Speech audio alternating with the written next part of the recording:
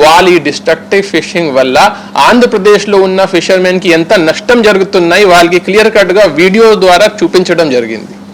దీంతో పాటు ఈ ఏరియాలో డిఎఫ్ఓ గారు కూడా కొన్ని ఎవిడెన్సెస్ వాళ్ళకి చూపించడం జరిగింది. వాళ్ళు యూజ్ చేసిన ట్రాలర్స్ దగ్గర వల్ల, వాళ్ళు యూజ్ చేసిన నెట్స్ వల్ల ఎలా ఆలివ్ రిడ్లీ టర్టిల్ చనిపోతున్నారు. They are protected animals, IUCN కింద దే ఆర్ షెడ్యూల్ 1 యానిమల్స్. దీనికి కూడా మన ఎన్వైరన్మెంట్కి ఎంత హాని ఉంది అది కూడా వాళ్ళకి చెప్పడం జరిగింది. ఇక్కడ కమిషనర్ ఫిషరీస్ నాయక్ గారు కూడా వాళ్ళకి క్లియర్ కట్గా చెప్పడం జరిగింది. ఇప్పుడు మీటింగ్ అయిన తర్వాత వాళ్ళు కూడా సార్ ఎంత నష్టం జరుగుతున్నాయి అనేది మాకు ఐడియా లేదు, మేము ఫస్ట్ టైం వచ్చాము, వచ్చిన తర్వాత మీ బాధ మాకు ఈరోజు అర్థమైంది. ఖచ్చితంగా మీ చెప్పిన పాయింట్స్ మా దగ్గర చెన్నైలో మీటింగ్ పెట్టేసి మా ఫిషర్మెన్స్కి చెప్పడం జరుగుతుంది అనేది చెప్పారు.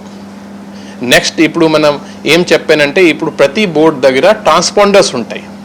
సో ఎప్పుడప్పుడు ఏమవుతుంది అంటే 23 కిలోమీటర్ లోపల వచ్చాము, వాళ్ళకి కొంతమందికి ఐడియా ఉండకపోవచ్చు. సో దానికి ఇప్పుడు టెక్నాలజీ చాలా ఉంది.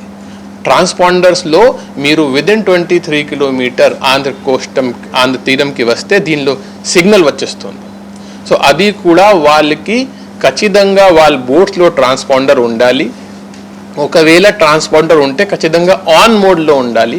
ఆన్ మోడ్లో ఉంటే వీళ్ళకి ఆంధ్రప్రదేశ్ ఫిషరీస్ డిపార్ట్మెంట్ నుంచి ఒక ప్రికాషనరీ మెజర్ వెళ్తుంది, ఒక మెసేజ్ వెళ్తుంది కి మీరు ఆంధ్రప్రదేశ్ తీర ప్రాంతంకి ఎంటర్ ఉంటున్నారు, దయచేసి ఇక్కడ ఎంటర్ అవ్వకూడదు అనేది మన సైడ్ నుంచి ఎక్స్ప్లెయిన్ చేయడం జరుగుతుంది.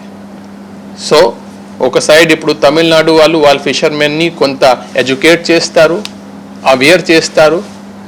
రెండు వైపు తీరం మాది కాబట్టి దీన్ని మనం ప్రొటెక్ట్ చేయాలి. ఆల్రెడీ పెట్రోలింగ్ నడుస్తున్నాయి.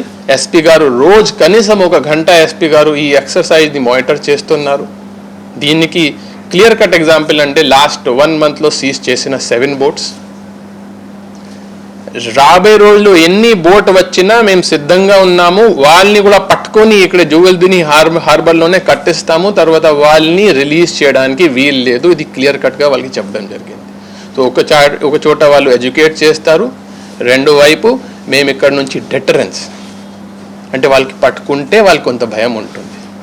వాళ్ళకి నష్టం చేయాలి మాకు ఆలోచన లేదు, కానీ మన రాష్ట్రంలో ఉన్న ఫిషర్మెన్ని ప్రొటెక్ట్ చేయాలి కూడా బాధ్యత అడ్మినిస్ట్రేషన్ మీద ఉంది. కాబట్టి we will continue to catch this boats and we will not be able to release till the time వాళ్ళ నుంచి రైటింగ్లో వస్తే, తర్వాత రైటింగ్లో కాకుండా అది వాళ్ళ ఆచరణలో అమలు చేయాలి.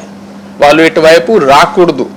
అప్పుడనే మనం ఏదో ఆలోచన చేస్తాము, కానీ ఆ టైం వరకు ఈ బోట్స్ రిలీజ్ చేయడానికి వీలు లేదు. వాళ్ళకి చాలా క్లియర్ కట్గా చెప్పడం జరిగింది.